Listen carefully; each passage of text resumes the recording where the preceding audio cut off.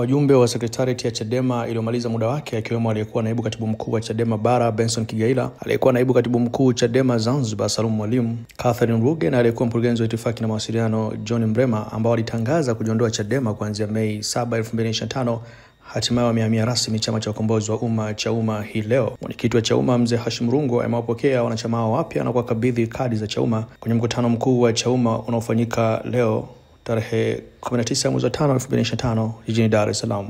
Mimi ni Bakari Chijumba. Tuna imani na uwawa.